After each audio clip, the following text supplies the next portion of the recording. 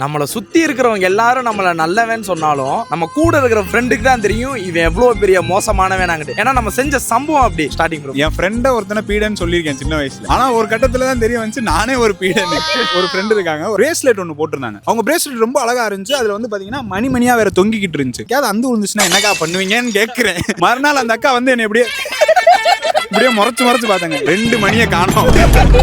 அக்கா அது தங்க பிரேஸ்லெட். ஆமா தங்கம். ஐயோ போச்சு, இவ்வளவு பெரிய பீட நானுன்றது எனக்கு அப்பதான் புரியுது. எங்களுக்கு ஒரு டிபார்ட்மெண்ட்டுக்கும் ஆகல. இப்போ பஞ்சாயத்து ஆகும்னு தெரியல. நான் தான் டார்கெட் என் ஆள் கூட படத்துக்கு போலான்னு சொல்லிட்டு கால் பண்ணேன். அவன் வரல, வெக்ஸ் ஆயிடுச்சு. சரின்னு சொல்லிட்டு போயிட்டு பஸ் ஸ்டாண்ட் நின்று ஆட்டோல ஏறுறேன். அந்த ஆப்போசிட் டிபார்ட்மெண்ட்ல இருக்க ஒருத்தன், அவன் வந்து எனக்கு ஃப்ரெண்டு தான். எந்த டென்ஷன்ல இருந்தேன்ல, என்னடா என்னதான் நினைச்சுக்கிட்டு இருக்கீங்க, போறப்ப முறைச்சு திரியுறீங்க, வச்சுக்கிட்டு இருக்கீங்க, என்னதான் நினைச்சுக்கிட்டு இருக்கீங்க, முட்டி பாத்துக்கலாமாடா அப்படின்னு பள்ளி அப்படியே சொல்லிடுவா அப்படின்னா அப்படியே சொல்றா. போய் ஆட்டோல போனோம். அவன் இறங்கி உள்ள போயிட்டான். எனக்கு போன் வந்துச்சு, ஆள் எடுத்துட்டு படத்துக்கு போலான்னு. சரி ஓகேன்ட்டு நான் போயிட்டு படம் பார்த்துக்கிட்டு இருக்கேன். என்ன படம்? யாகம் ஆயிடும் நாகாக்கா ஆதி படம். படம் ஞாபகம் இருக்கா?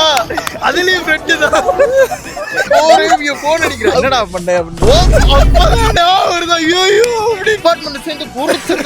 இந்த சைட்ல வந்துடாத ஒண்ணு பொழந்துருவாடி.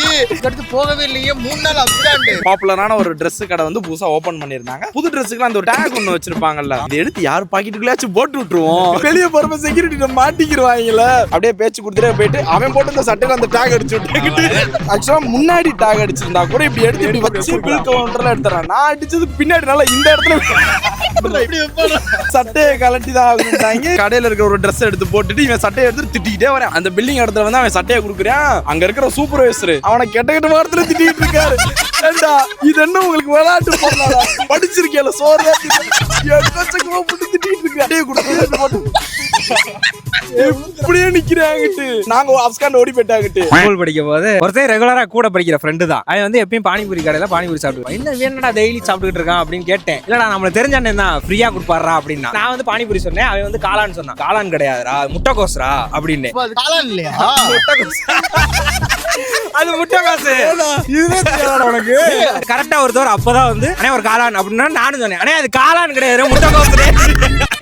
அவரு டக்குன்னு வந்து அண்ணே ஒரு பானிபூரினே அப்படின்ட்டாரு. அவரு ஒழுங்கா ஓடுங்கடா அப்படின்னு சொல்லிட்டு திரும்ப அடுத்த நாள் சும்மா போய் யதார்த்தமா போய் அண்ணே பானிபூரி ஓரீங்களா குஞ்சு அறுத்து போடுவான், ஓடுங்கடா முத வந்துட்டாங்க. ஒன்னால ஃப்ரீயா கொடுத்த பானிபூரியும் போச்சுடா. காளான் கடையில இருக்கிறது காளான் இல்லையா? ஒரு கடைக்காரரோட வியாபாரத்தையும் கெடுத்திருக்கியா, அவர் தந்த ஃப்ரீயான பானிபூரியும் கெடுத்திருக்கியா.